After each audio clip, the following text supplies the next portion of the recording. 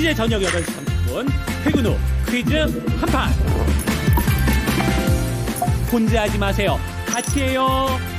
매일 저녁 8시 30분 많은 참여 바랍니다. 네, 안녕하십니까. 이승석입니다. 자, 제가 두 번째 명인의 복귀에 출연을 합니다. 제가 지난주 월요일 날 하필이면 또 첫 출연인데 증시가 또 급락하는 날 나와가지고 많은 얘기를 말씀드렸었죠. 이것도 이제 하나의 기억을 잘 하시면 좋은 내용이 되겠죠. 최근에 우리 증시가 매달 말과 월 초, 그러니까 1일, 그 다음에 그 전달에 한 30일, 31일, 이럴 때마다 증시가 크게 출렁인다. 그래서 이걸 제가 2대 현상이라고 그랬죠. 어쨌든 이제 오늘 시장이 그 이후에 꾸준하게 회복세를 보이면서 어느덧 종가로 3,200포인트를 오늘 회복해서 마감이 됐습니다. 자, 명인들의 복귀. 오늘 이제 두 번째 제가 방송을 시작하겠는데요. 오늘 먼저 시장 동향부터 먼저 좀 점검을 하고, 그 다음에 개별 섹터별 흐름, 그 다음에 또 내일 이후에 또 여러분들이 어떻게 시장을 대응해야 되는지를 자세히 말씀드리도록 하겠습니다. 자, 먼저 오늘 시장은 거래소 같은 경우에는 종합주가지수가 상승해서 3,219포인트, 그러니까 3,200포인트를 넘어섰죠. 기술적으로 본다면 어쨌든 20일 이동평균선 쪽을 회복을 했습니다. 21선을 회복한 다음에 21선 위쪽에서 확장이 나오고 있죠. 자, 그런데 이제 뭐냐면 이쪽보다는 오히려 더 좋은 쪽은 오늘 이제 아시다시피 최근에 지난주부터 그랬죠. 코스닥 쪽이나 거래소의 중소형주들의 움직임이 더 좋습니다. 코스닥도 지금 빠르게 전고점 쪽으로 달려가고 있죠. 상대적으로 코스닥이 좋았지만 그렇다고 해서 거래소보다 엄청 뛰어난 상승률을 보이는 건 아니고요. 지금 이제 뒤쳐졌던 부분에서 헐레벌떡 쫓아가는 정도의 흐름이라고 보시면 될 것 같습니다. 전고점이 827포인트였는데 오늘 종가가 818포인트니까 아직 직전 고점 여기도 아래에 놓여 있는 상태에서 수익률, 키로피를 맞추는 정도의 움직임이라고 보시면 되겠고, 아시다시피 이제 이번 주에 선물 옵션 만기일이 있다 보니까 지난주부터 이제 뭐냐면 대형주는 아무래도 만기를 앞두고 변동성이 커질 수 있다 보니까 이런 프로그램의 영향이 적거나 선물의 영향이 적은 쪽으로 단기적으로 돈이 좀 피해가 있는 거죠. 자, 그렇다면 이렇게 보셔도 되겠죠. 그럼 선물 옵션 만기 끝나면 다시 대형주장이 되느냐? 네, 맞습니다. 제가 물어보고 제가 답을 하네요. 자, 그래서 오늘 시장을 좀 보면은 아까도 했다시피 이거는 머릿속에다가 여러분들도 입력을 시켜 놓으세요. 요즘에 늘 나타나는 현상이니까 일의 현상. 그러니까 반복적으로 나타나는 현상이라는 겁니다. 이게 비슷한 일이 계속 시장에서 반복적으로. 우리가 산타랠리 그러잖아요. 물론 뭐 연말에 이렇게 좋은 적도 그렇게 많지는 않은데 산타랠리도 일종의 일의 현상이고요. 연초가 되면, 신년초가 되면 증시가 조정을 보이는 경우가 많습니다. 그것도 반복적으로 자주 나타나는 현상이고, 또 뭐 여름휴가철 전에 또 썸머랠리라고 우리가 얘기하잖아요. 그렇죠? 썸머랠리도 과거에 확률적으로 그런 일이 반복해서 자주 나타나는 이런 현상을 일의 현상. 그러니까 이걸 알아두시면 되겠고, 아까도 얘기했다시피 우리 시장이 요즘에 월초 월말만 되면은 이런 움직임이 나온다. 이게 뭐냐면은 결국은 이런 얘기 들어보셨죠? 이제 윈도우 드레싱 효과라는 얘기 들어보셨을 겁니다. 그게 뭐냐, 이제 예쁘게 포장하는 거죠. 수익률을 좀 그래도 월말에 잘 맞춰놨다가 결제일 기준해 가지고서 그 다음 달로 넘어갈 때 한 번 정도 이제 털어내고 다시 재 포트폴리오를 구성한다. 이렇게 이해를 하시면 될 것 같습니다. 자, 근데 중요한 건 이제 뭐냐면은 어쨌든 이런 부분에 있어가지고 시장은 아직도 이게 정말 지루하기 짝이 없는데 벌써 2달째입니다. 자, 이 구간에서 여기서부터죠. 7월 초부터 시작해서 현재까지니까 정확하게 이제 2달 됐습니다. 2달 동안 시장은 아직도 여전히 방향을 잡지 못하고 지금 횡보 중에 있습니다. 좀 지루한 장세죠. 제가 지난주에도 그런 얘기 드렸죠. 보통 이렇게 횡보하는 장에서 여러분들이 보유하신 종목들이 보편적입니다. 그러니까 다 그렇다는 건 아니고요. 요즘에도 뭐 주가 움직임 좋은 종목들도 많이 있지만 대부분의 경우에는 이런 시장의 경우에는 개별 종목들은 확률적으로 이렇게 흘러내리는 종목들이 많습니다. 그러니까 요즘에 보시게 되면은 이제 우리가 조원방 했던 중에 조선주들도 조금씩 지난번에 이제 한번 급등한 후에 좀 흘러내리는 양상을 나타내고 있죠. 원자력은 좀 더 그게 눈에 띄게 지금 현재 나타나고 있고, 그 다음에 방산주만 그래도 좀 견조하죠. 제가 아침마다 맨날 한다는 얘기는 이제 뭐냐면 똑같은 얘기 반복하죠. 방산주 쪽은 좋다. 왜? 실적이 거긴 그만큼 따라주는 쪽이기 때문에라는 얘기를 계속하고 있죠. 자, 이렇게 해가지고 시장이 아직도 방향은 못 잡고 있는데 제가 잠시 후에 이 방송 말미에 이제 시장 투자 전략을 아주 또 자세하게 설명드리도록 하겠습니다. 자, 그럼 종목으로 좀 가볼게요. 지금 이제 오늘 일단 반도체 쪽에서 삼성전자도 반등을 보여줬고, 그 다음에 아시다시피 하이닉스도 오늘 주가가 상승이 나왔죠. 반도체가 지금 이제 미국에서 재밌는 일이 벌어지죠. 지난주 금요일 날 브로드컴의 주가가 이제 급등했었습니다. 그렇죠? 9% 넘게 급등했는데 이게 올라가니까 엔비디아가 주가가 깔아앉죠. 이게 왜 그러냐? 서로 이제 경쟁 관계죠. 그러니까 우리 입장에서 놓고 본다면, 우리나라의 기업 입장, 그러니까 SK 하이닉스나 삼성전자의 입장에서 놓고 본다면, 엔비디아가 그러면 위축을 받게 되면 우리나라 메모리 반도체 쪽이 안 좋아지는 거 아니야라고 생각하실 수 있는데 그게 아니죠. 파이가 커지는 거죠. 그만큼 시장의 규모가 이렇게 새로운 강자가 등장해 줌으로 인해 가지고서 시장 파이가 더 커지는 기회 요인이 되는 거고요. 또 하나는 이제 아까 이제 장 거의 마감쯤에 나왔는데, 지난주 제가 월요일 날 방송 나올 때 이제 미국이 중국 쪽 반도체 장비 반출하는 거에 대해서 허가를 받아야 된다고 했는데, 이게 미국이 다시 원위치 시킨다고 검토 중에 있다고 합니다.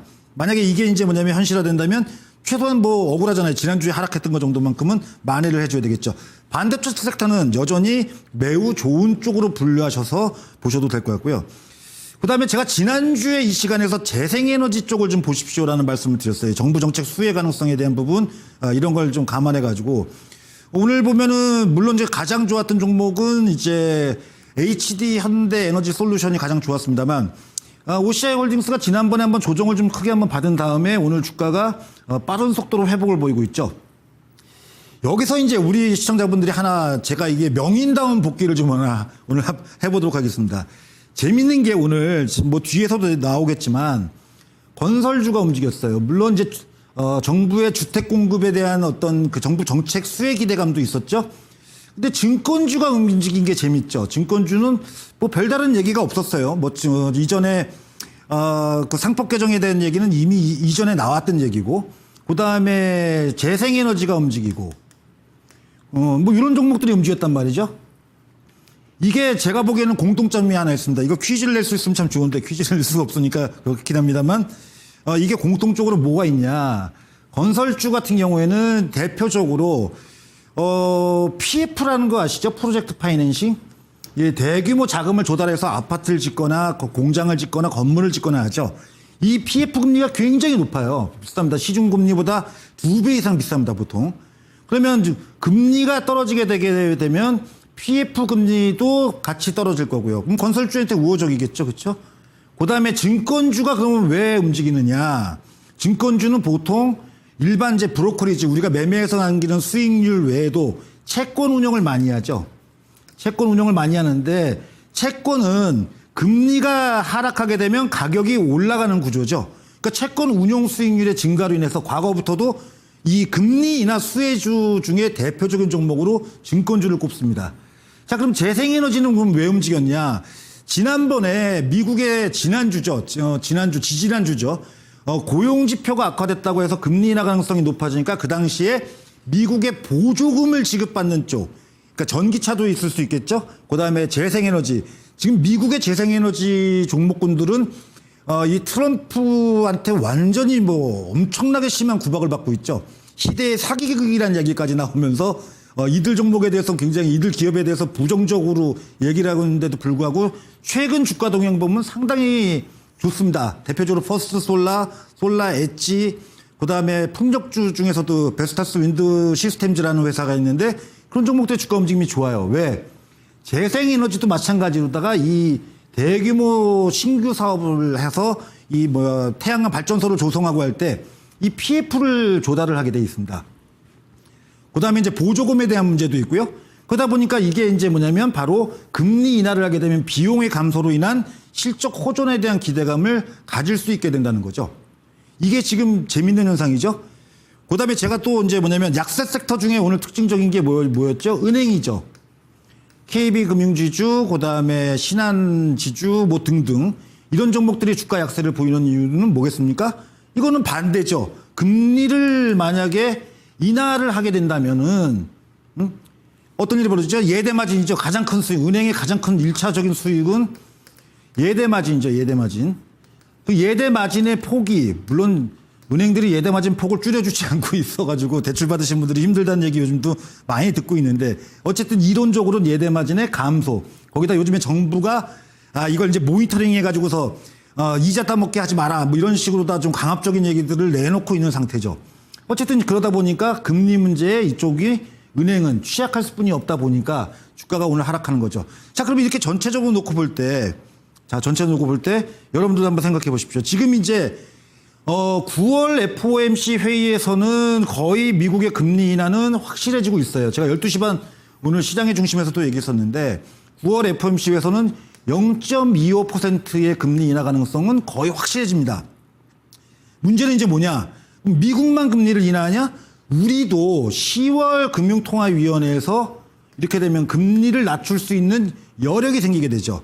한국도 지금 현재 경기 동향이 안 좋잖아요. 경기를 회복시켜야 되는데 미국하고의 그 금리 스프레드 차가 더 확대되면 외국계 자본이 이탈할까봐 그동안 미국 눈치 보고 한국은행도 금리를 내리고 싶은데 내리질 못했던 거죠. 자, 그런 상황에서 미국이 9월 달에 금리를 인하한다? 그러면 우리나라도 금리를 인하할 수 있는 여력이 생겨가지고 0.25% 정도는 낮출 수 있지 않을까 이렇게 보여지는 거죠. 그러니까 지금 현재 시장에서 보게 되면 이런 분위기가 그대로 나오는 거죠. 그러니까 아까도 얘기했다시피 보통 우리가 금리가 인하되면은 금리 인하 수혜주가 있고 금리 인하에 대한 피해주라고 말하기는 좀 그렇긴 합니다만 금리 인하에서 이제 수혜를 못 받는 종목군을 나눈다면 일반적으로 다 우리가 시장에서 그동안 알려진 거 이것도 어떻게 보면 이례 현상이겠죠. 기술주. 왜냐하면 기술주 같은 경우는 대규모 자금을 조달하는 경우가 많죠. 그 다음에 제약주. 제약주도 신약 개발하려면 돈이 많이 들죠. 돈이 많이 듭니다. 그러니까 제약주 같은 경우도 대표적으로 금리나 수혜주로 보고요. 그 다음에 아까 얘기했다시피 건설주. 금융주 중에서는 보통 금융주 중에서는 보험하고 은행은 금리 인상기 때 보통 좋은 움직임을 보이는 거고요. 금리 하락기에는 증권주가 부각을 받는 게 통상 과거에도 나왔던 사례입니다. 여기에 아까도 얘기했다시피 신재생 에너지 같은 종목들, 발전 사업 관련된 종목들 이런 쪽에 대규모 PF를 조달하는 사업을 영위하는 업체들 이런 쪽은 이제 뭐냐면 금리를 인하를 하게 되면 지금 미국의 CME 워치 툴이라고 해가지고서 미국의 연방 금리의 전망치를 조사, 그러니까 리서치 어떤 그 서베이라는 거죠. 이제 여론조사라는 거죠. 거기를 보게 되면은 9월 달에 한번 0.25, 그 다음에 10월, 지금 올해 12월 이렇게 3번 남았어요. 미국의 FMCA가. 여기서 각각 0.25, 0.25씩을 내릴 걸로 예상을 하고 있습니다. 그럼 총 0.75%가 내려가니까 금리 인하폭이 매우 큰 거죠. 이건 큰 겁니다. 자, 그럼 우리도 따라서 내릴 수 있는 여력이 생기는 거죠. 하다못해 이만큼을 다 안 가더라도 스프레드, 이제 미국하고 우리나라의 금리하고 스프레드를 반영해가지고 다 안 가도 하다못해 0.5%에도 금리를 낮출 수 있는 여력이 생기게 되는 거죠. 자, 그럼 이제 앞으로 시장이 올라가든 조정을 받던 문제는 제가 잠시 후에 그 얘기는 또 해드리겠습니다만 이런 부분을 좀 고려하신다면 아까도 얘기한 대로 금리가 오를 때 수혜를 보는 종목군들 쪽보다는 금리가 떨어질 때 내려갈 때 수혜를 보는 쪽으로다가 보시는 게 그다음에 이제 여기서 하나 또 번뜩이는 또 투자 아이디어가 생각이 나죠. 고배당주. 그죠? 낮은 금리가 낮아지게 되면 고배당주. 우리가 고배당주라고 하는 게 어떤 개념인지에 대해서 많은 분들이 이거를 혼선을 겪는 분들이 계시는데 고배당주는 시중 금리보다도 시중 이자죠. 은행에 여러분들이 돈을 맡겼을 때 주는 이자보다도 높은 배당을 주는 거를 통상 우리가 고배당주라고 합니다. 대표적으로 현대차, 또 대형주 중에서 현대차 같은 경우나 기아 같은 경우, 현대차는 지금 구간에서 작년도 배당 규모를 그대로 배당 수익을 준다고 한다면은 한 5.2%, 기아 같은 경우가 6.3% 정도, 꽤 높은 거죠.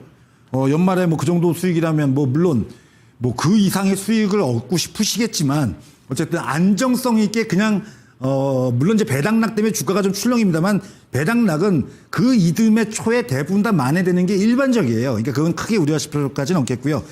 어쨌든 이런 부분을 좀 우리가 좀 보셔야 될 것 같아가지고 오늘 강세색 시장이 강세 섹터와 제가 구분하자면 강세는 결국 총괄적으로 아까 반도체, 재생에너지, 방산, 건설 여기다 이제 한 가지는 이제 안 다룬 게 이제 조선기자재. 제가 지난주에도 조선기자재는 시장이 좀 약세를 보이는 가운데서도 좋은 수익률 게임을 할 것이다.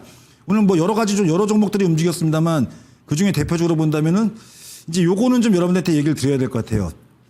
조선기자재는 결국은 뒤에 움직인 거죠. 오늘 한라 IMS 같은 경우도 주가가 이제 급등을 했는데 그 외에도 많은 종목들이 오늘 좀 크게 오르고 최근에 이제 번갈아 가면서 오르고 있죠. 번갈아 가면서. K푸드 지난주에 한번 움직였고 하여튼 번갈아 가면서 움직이고 있는데 이쪽 다 좋습니다. 다 좋은데 문제는 이제는 조금 조절이 필요하다고 보여지는 부분은 왜냐하면 아무래도 전방 산업의 주가 동향 자체가 조금 약해지기 시작하고 있기 때문에 또 이렇게 주가 종목의 변동성이 커지는 경우에는 다소 주의력이 필요하다. 제가 지난주에 여러분들하고 만났을 때 조선기자재는 좋을 것이다 했으면 뭐 이 한라 IMS 같은 종목이 단기적으로 꽤 괜찮은 수익을 줬겠죠, 그렇죠? 그러니까 그런 부분에 있어가지고 이건 좀 반등 시에는 조절이 좀 필요하다는 정도로 여러분들이 좀 이해를 하시면 될 것 같습니다. 그 외에 이제 뭐냐면 오늘 약세 섹터 제가 한 종목을 더 말씀드리자면 아까 좀 전에 잠깐 언급은 드렸습니다만 지금 이제 오늘 완성차 쪽이 좀 주가가 빠졌죠. 뭐 아시다시피 미국의 그 공장 노동자들 그쪽을 갖다가 이제 뭐 300명 가까이를 갖다가 구속하고 뭐 하여튼 가둬놓고 생쇼를 했죠. 근데 그 문제는 이제 그냥 지나가는 바람이다 정도로 생각하시면 돼요. 그것 때문에 현대차 실적이 크게 악화되지는 않을 거고요. 단기적인 어떤 영향력을 줄 뿐이지 이게 시장을 이 해당 종목들을 갖다 크게 휘둘릴 수 있는 요인은 아니다라고 볼 수 있겠고 오히려 역으로 아까도 얘기드린 대로 현대차 지금 현재 주가 수준에서의 배당 수익률이 5.2% 적지 않죠. 적지 않은 수익률을 줍니다. 보통은 이것도 뭐냐면 여러분들이 아셔야 되는 것도 중에 하나가 우리가 보통 투자를 할 때 되면은 배당주는 한 11월 말이나 12월 달 산다고 생각하시는 분들이 많아요. 요즘 배당주에 대한 관심들이 많으십니다. 왜 많으시냐면 연세가 있으신 분들이 은퇴자금 가지고 주식 투자하시는 분이 꽤 많거든요. 그러다 보니까 좀 안정성 있게 좀 수익을 내고자 하시는 분들이 점점 늘어나고 있습니다. 어쨌든 시장의 풍토상 좋은 거라고 생각합니다. 저는 적극적으로 권장을 합니다. 그러면 지금 사게 되면은 어떤 일이 벌어질 수 있냐? 연말까지 제가 보기에는 현대차가 지금 현재 주가 수준에서 그야말로 빠질 때가 더 없다고 보일 정도로 주가는 완전히 바닥을 잡았고요. 지금 수렴을 보이고 있죠. 수렴 구간에서 보통은 이러다가 이제 시세가 나기 시작하는 추세가 바뀌는 흐름을 보이게 되죠. 그래서 배당 수익 플러스 시세 차이까지도 얻을 수 있다. 저는 이렇게 봅니다. 시세 차익 목표 연말까지 현대차 같은 경우는 최소한 15% 내외. 그러면 이걸로 와가지고 하면 현대차 한 종목 가지고 제가 볼 때는 연말까지 20%. 제가 뭐 월요일마다 나올 거니까 진짜로 그렇게 갔는지 안 갔는지 12월 달 돼서 12월 달에 여러분들하고 확인해 보면 되겠죠. 그러니까 저는 그런 맥락에서 본다면 주식을 어쨌든 좀 싸고 가격이 좀 이렇게 떨어졌을 때 오늘도 보시면은 종가에서는 다시 끌어다가 약보합권까지 올려다 놓죠. 그러니까 이런 부분에서 연말로 갈수록은 이런 쪽을 좀 오늘 약세 보였다고 해서 이쪽을 포기하고 야 현대차는 그 미국 공장 문제 때문에도 못 가나 보다. 그건 아니란 거죠. 그러니까 그런 부분을 좀 염두에서 보실 필요가 있겠고요. 자, 이제 섹터는 다 한 바퀴 제가 두루두루 다 살폈습니다. 그러니까 오늘 특징은 아까도 얘기했다시피 금리의 문제로 인해서 종목들이 어떤 그 금리에 관련된 이슈로 종목들이 흐름이 타기 시작했다. 이렇게 깔끔하게 한마디로 정리를 해볼 수 있을 것 같습니다. 자, 이제 명인의 해안 시간으로 넘어가겠습니다. 이제 내일부터의 시장 투자 전략을 말씀드려야 되는데 이게 굉장히 뭐라고 해야 되나요? 이게 좀 중요한 부분입니다. 아시겠지만 이번 주에 선물 옵션 만기 있는데 선물 옵션 만기는 과거에서부터 현재까지도 이르기까지 선물 옵션 만기가 시장의 추세를 바꾼 적은 없습니다. 없습니다. 그때부터 선물 옵션 만기부터 올라가다가 꺾여가지고 하락 추세로 전환됐다? 그런 경우 없고요. 올라가다 보면 일시적인 변동성 주고 다시 올라가는 경우가 많았고요. 내려가다가 선물 옵션 만기 만나면 일시적인 반등을 주다가 다시 내려가는 경우가 더 확률적으로 높았습니다. 그러니까 선물 옵션 만기에 대해서는 그렇게 크게 우려하시거나 지나치게 걱정하실 필요가 없고요. 지금 외국인의 선물 매도 규모가 한 8천억 정도, 8천억 원 정도가 남아있는데 통상적이에요. 일상적입니다. 오히려 지난 6월 선물 옵션 만기 이후에는 프로그램만 본다면 프로그램이 매도 우위였습니다. 그러니까 이 차익거래 쪽이죠. 차익거래 쪽이 매도 우위였고 비차익거래 쪽은 이 프로그램 매매하고 프로그램 같은 프로그램이지만 선물하고 연계된 매매가 아니죠. 그냥 시스템 매매만 하는 거죠. 근데 우리나라가 이제 뭐냐면 과거하고 달리 이 차익거래 규모가 워낙 좀 작아져 있어가지고요. 예전에 2020년 이전에는 2015년도 내외 뭐 그 정도에서는 보통 보통 차익거래가 40%, 그다음에 비차익거래가 전체 프로그램 중에 60%였는데요. 이게 지금은 한 5%뿐이 안 되고요. 비차익거래가 95%입니다. 그러니까 요게 결국은 뭐 시장에 영향을 좀 얼마나 주겠습니까? 그렇죠? 그러니까 그건 크게 걱정하지 마시라는 말씀을 드리고요. 그보다 중요한 건 이번 주에 빅 이벤트는 미국의 물가예요. 물가 지표가 발표되죠. 이게 왜 중요하냐? 뭐 미국 물가는 어쨌든 연준의 판단 기준에 있어가지고서 금리를 결정하는 데 있어서 가장 중요한 핵심 지표죠. 그래서 아시다시피 수요일 날 PPI, 도매물가지수, 그다음에 목요일 날 CPI, 소매물가지수, 이 두 개가 발표가 될 예정에 있습니다.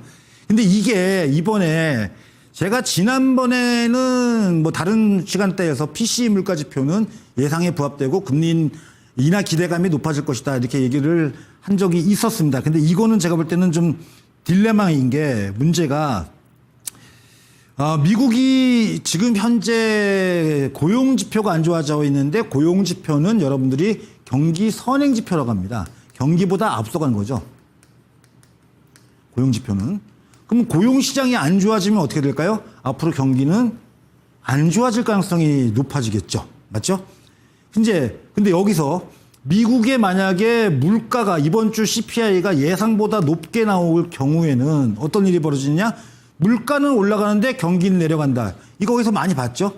우리가 보통 경기가 안 좋아지고 약화되는 것을 스태그네이션이라고 그러고, 그죠? 물가가 올라가는 거는 인플레이션이라고 하죠. 이 두 개를 합쳐가지고, 스태그플레이션. 잠깐, 스태그플레이션이죠? 스태그플레이션이 현재 미국 상황이라는 게 아니라 이 우려가 생길 수 있다는 거죠. 그러면 증시에 이게 부담 요인으로 분명히 작용될 거라고 보여집니다. 반면에 만약에 물가가 예상보다 높게 나온다면, 낮게 나온다면, 예상치보다도 낮게 나온다고 한다면은, 만약에 뭐 예를 들어서 2.7% 올라갈 걸로 예상했는데 2.5에서 나왔다. 그럼 이거는 금리 인하 기대감, 금리를 인하할 수 있는 환경이 되니까 좋은 거 아니야? 이전에는 그랬어요. 이전에는. 근데 이번에는 제가 볼 때는 아니에요. 왜 아니냐? 문제는 미국이 아까도 얘기했다시피 고용지표가 악화되면서 경기 하강에 대한 우려가 있는 상황에서 물가까지 낮게 나왔다? 그러면 소비 심리 위축을 일으켜줄 가능성이 높습니다. 그럼 이것도 부담 요인이 되겠죠. 그러면 이제 금리에 대한 그러니까 인하 기대감은 현재 지수권역에서 제가 볼 때는 한 내일이나 모레 정도까지는 금리 인하 기대감에 대해서 시장이 반응하겠지만 이 물가 지표가 어떤 수치가 나오더라도 단기적인 조정을 좀 받을 가능성을 고려할 필요가 있지 않을까 이렇게 보여집니다. 이해가 되시죠? 지금 현재 상황이 이래요. 그래서 지금 이번 주에 물가지표, 미국의 물가지표에는 기대감이라는 표현을 쓰는 게 옳지 않고 오히려 이러나 저러나 우려로 작용될 가능성이 높다는 점을 상기시키실 필요가 있다고 생각합니다. 그러다 보니까 제가 드릴 수 있는 얘기는 반등 시에 큰 폭의 현금까지는 아니지만 다소간의 약간의 왜 조금 밀리면 싸게 주식을 살 수 있는 정도의 현금 정도는 반등 시에 내려갈 때 하는 거야. 뭔 의미입니까? 이미 손실 났는데 그죠? 반등 시에 현금을 약간만 좀 만들자. 그게 이제 제가 오늘 드릴 수 있는 전략의 내용이 있고 종목은 제가 이미 힌트를 드렸어요. 그러면 상대적으로 덜 빠지는 애들이 있을 거고 상대적으로 많이 빠진 애들이 있겠죠. 그다음에 올라갈 때는 항상 보게 되면 덜 빠진 애들이 빨리 올라가고 많이 빠진 애들은 좀 올라올 때 힘이 들죠. 왜? 매물이 쫙 쌓여 있으니까. 그럼 제가 아까 다 힌트를 드렸죠. 지금 AI 관련주들, 뭐 네이버도 요즘에 주가가 저 밑에서부터 이제 슬슬 올라가기 시작하고 있고, 그다음에 재생에너지 아까 쪽 얘기 드렸죠. 물론 오늘 주가 급등했으니까 좀 눌림목 받을 때 들어가는 게 맞을 것 같고요. 건설증권 뭐 괜찮은 것 같아요. 물론 건설도 일부 종목에 좀 국한시켜서 실적이 3분기에 좋아질 수 있는 쪽에 대형 건설사를 위주로 좀 보시는 게 맞을 것 같고, 그다음에 아까 얘기대로 반도체는 기술주는 금리 인하의 전통적인 수혜주라는 말씀드렸죠. 그다음에 아까 얘기 드렸던 완성차, 오늘 비록 조정받았지만 이런 종목을 좀 저가에 사서 연말까지 보유하는 전략을 갖다 구사한다? 그럼 좋은 어떤 투자 전략이 되겠죠. 그래서 제가 드릴 수 있는 내용이 이겁니다. 그래서 이번 주는 무조건적으로 방심하기보단 제가 이런 얘기 잘 안 했거든요. 저는 시장을 계속 조정 없다라는 얘기를 그동안 해왔다면 약간의 다소간의 조정 가능성을 염두에 둔 투자 전략의 구성이 지금은 바람직해 보인다. 이렇게 시장을 좀 이해를 하셨으면 좋겠습니다. 자, 제가 두 번째 오늘 명인의 복귀 방송을 했는데요. 어쨌든 만족스러우셨는지 모르겠습니다. 다음 주에는 더 좋은 내용을 가지고 찾아뵙도록 하겠습니다. 오늘 명인의 복귀 이승석 물러가겠습니다. 고맙습니다.